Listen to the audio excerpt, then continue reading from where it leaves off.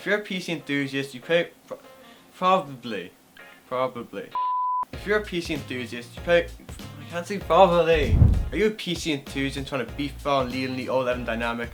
Well, you should probably use these fans. They're really good, and I'm gonna tell you why. But first, like and subscribe. Otherwise, these fans are gonna break.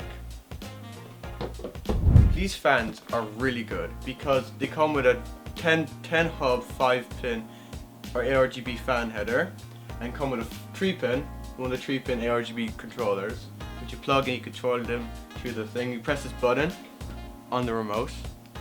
Where is it? MB. You can switch between remote and motherboard controls, which is pretty good. And all of this cost is €30. But the real question is, are they bad? And are they cheap? And should you buy them? And we're going to figure that out. So while War Thunder is opening so we get temperatures, we're going to talk about the remote. So the remote comes with a power off button, which just powers off the RGB, not the fans. Then it comes with these fans plus and minus button, which you use to turn off the fans to choke your PC to death by just spamming it, and it should eventually turn off. Yeah, it's turning off right now. Also, the MB, which I mentioned before, it's just between motherboard and the controller. Mode? No, I think that just changes the modes. I'm never going to use that. DIY? I have no idea what that means. I tried to use it before, but it just didn't work. Speed is the RGB speed of the remote. Auto menu, still no idea what that means. They should probably like label these better. You got the brightness settings, you got the main colors, you got white. These are all the lighter colors, like white, that color, yellowy, all those colors. And then you got the main primary colors, the RGB, and music mode, which is really weird because who would want to play music mode while they're grinding Fortnite? Now to War Thunder to see what the temperatures are. So right now we're in War Thunder, and these are the settings we're doing.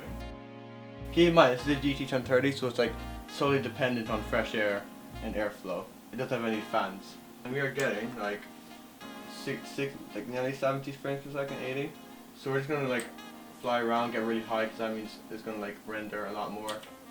CPU's at 67, which is pretty cold. GPU's at 45, which is also pretty cool considering it's passive cooling. And we left this thing flying around for a while just to like render in, put the GPU working. And we're just going to check temperatures now.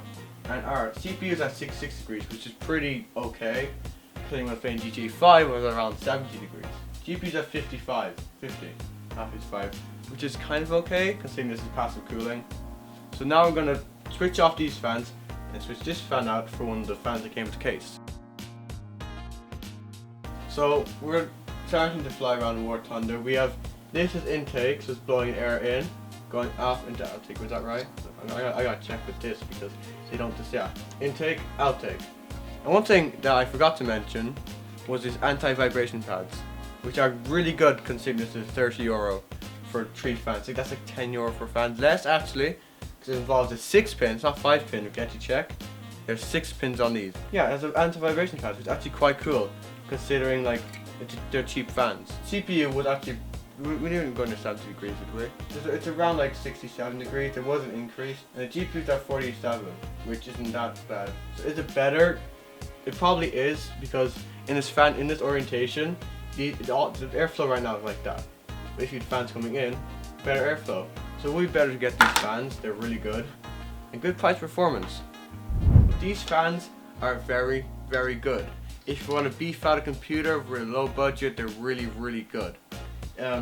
This not so much good. It'd be way easier if they only did like control through the thing, through the motherboard.